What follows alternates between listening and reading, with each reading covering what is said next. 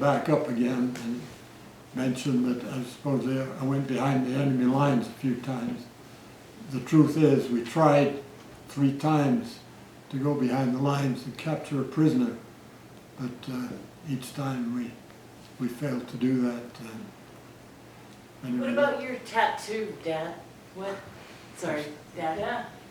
But the American flag tattoo that you had on your arm? That was a woman. Oh, Tell me about tattoo that. in American. Yeah. No, What? I'll tell you about this. When I ran away from home, I ended up in San Pedro, California, trying to get a job on a ship to ship out.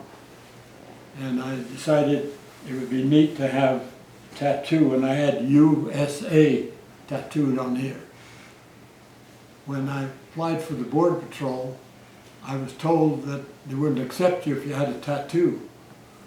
So I walked into a tattoo parlor in San Francisco, and I asked him if he could get rid of this. And he looked at it and he said, no. He said, I'd heard they put silver nitrate and they could get rid of it. He says, yours is too deep. I said, isn't there anything that'll take it off? He said, yeah, sulfuric acid. I said, well, how about doing it? No, I'm not going to do it. I said, well, this is a career. Possibly I may miss out on a career. So he said, all right, I'll put a bottle there. I'm going to walk out and you can do it yourself. So I swabbed it and it bubbled and hurt. What? It never really Can we see it? cleaned up. But, Yeah. I got rid of most of it. So you don't have a tattoo? You do have a tattoo or you don't have a tattoo? I'm sorry. It's been scarred over by some. Grandpa, show your tattoo. Show it off! Show. He erased it. He has a scar. It's a scar. They want to see your tattoo. No, the scar. Scarred it up. Now, I got another little thing. One night in the Army, I already had this tattoo. In the Army, a bunch of us got drunk and we were all going to get tattoos and we were going to get birds. Bird. On our chest. Why bird? Well, I started to sober up and I got to thinking, I really don't want another tattoo. I've got to have a bird. So when the tattooer said, well, which one do you want? Which one? They had a whole bunch of birds. I said, well, I'll have it a seagull, just a long ways away. So I had 2 little seagulls. I had my bird. Show it off! Pete's still a pilot. Most of you know that. Do you know how many hours he has? Tell us. 15,000. Woo! Right? That's amazing. That's amazing. That's really incredible. Wow. That's insane. So okay, I need to break the format for just a second. Break Because the format. camera load has about 3 questions left. And I would like to ask a 2-part question to each of you. Oh. What's the best Come advice? come down the You chair. gotta go to the chair. Lauren's been in the chair for a while. And you're 39, right? Yeah. Here's Scott, he's 39. All right, so 2-part question for each of you gentlemen for this documentary. What's the best advice you ever got? And what is a really good piece of advice you could give the rest of us?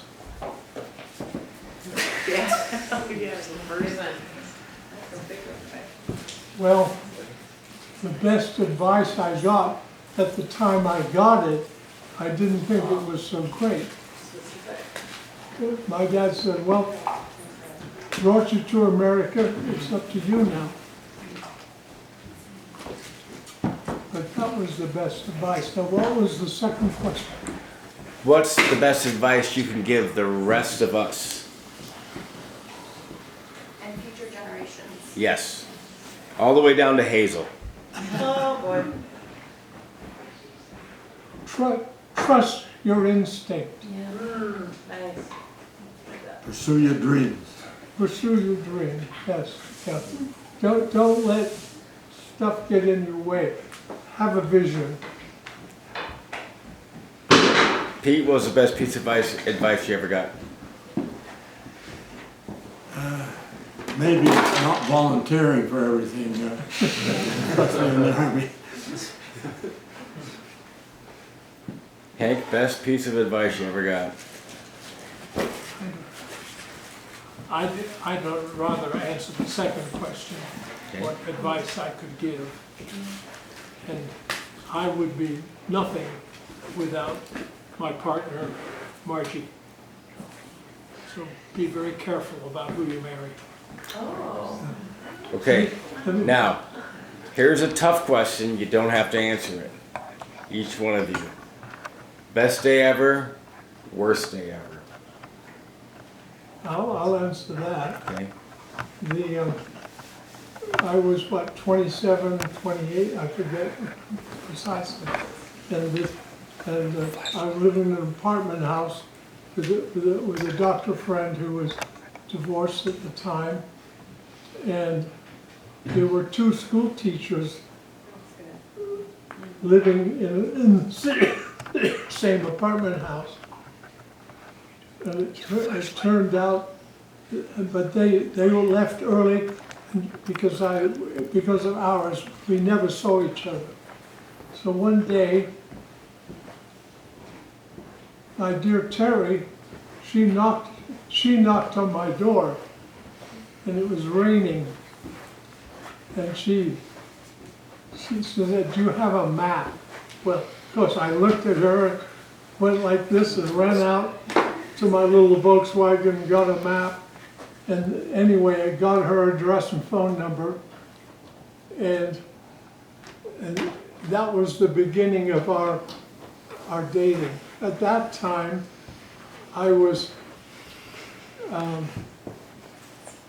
dating, but I wanted to be married.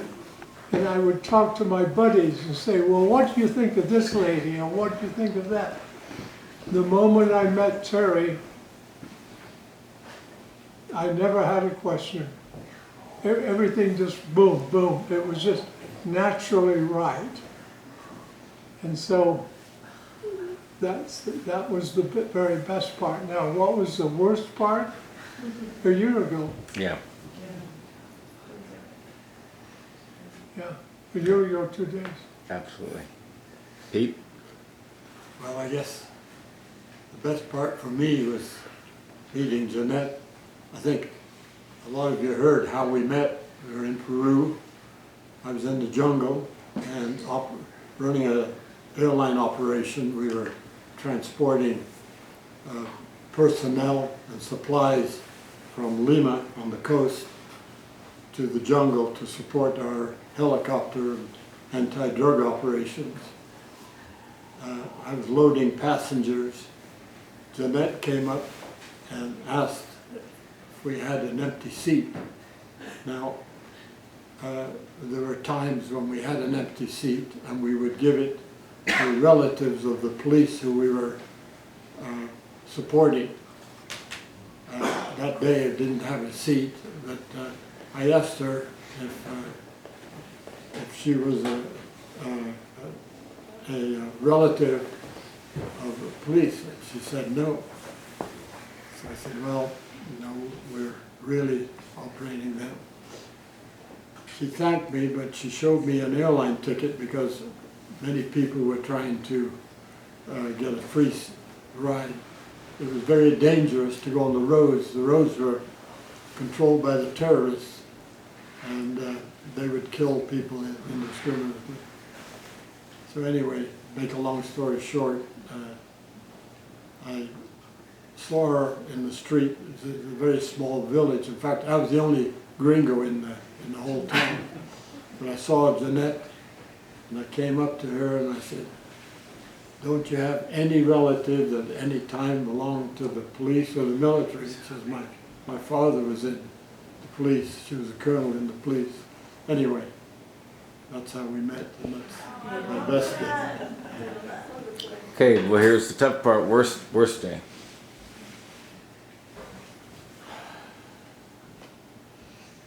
You know, I can't think of any one. I've had bad days, but not anyone. Yeah, that's fine. I'm just trying to see how people deal with things. Best day? Well, I gave you what was my worst day, was being terminated out of the Navy after completing flight school. So complicated story. And I also added that it ended up being a blessing. And so the best day that I remember that hasn't changed is that when I was in high school, and there was the most popular girl in high school was a junior and I was a senior, and I would give her a ride in our old Hudson down to her dad's store where she worked, and that eventually she became my wife. That was Margie. Okay, last question from me. What is something that you've never done that you wished you would have done in your life?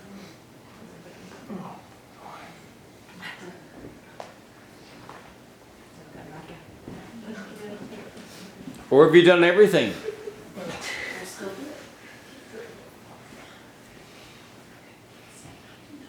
You know, we witnessed yesterday, right here, individuals in this group that have talents that I have no talent for, and I envy them. But the fact is that we all have our own talents, and so I don't wish for things.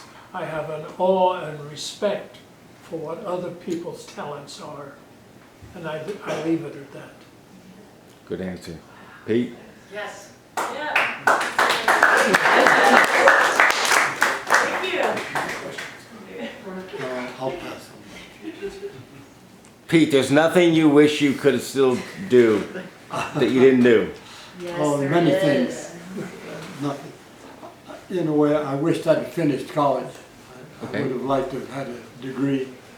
However, I became a teacher simply by my past experiences and passing what they call the CBEST in California. But I would have liked to have a degree.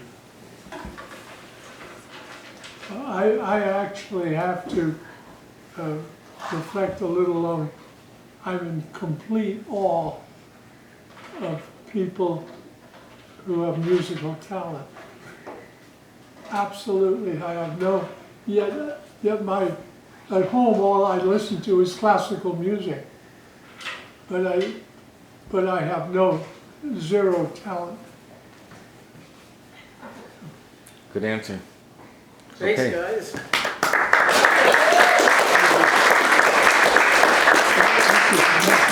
That's been a really good hour and a half. Scott, is that a wrap? Thank you. Is that a wrap, Scott? Unless anybody else has Thank anything you, else. brother. You what? All right, thanks.